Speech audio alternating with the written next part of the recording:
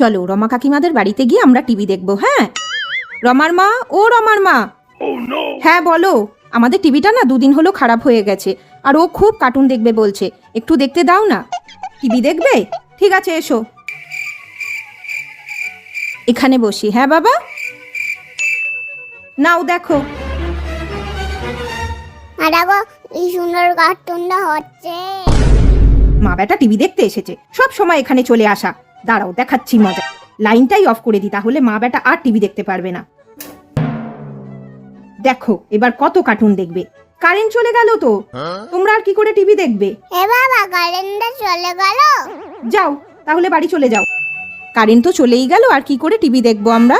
চলো আমরা বাড়ি চলে যাই এবার। মিক্সিটা চলছে, তার মানে কারেন্টটা ছিল, ইচ্ছা করে বন্ধ করে দিল, বুঝলি তো বাবান। চলো আমাদের যখন টিভি ঠিক হবে আমরা তখন দেখবো। হ্যাঁ।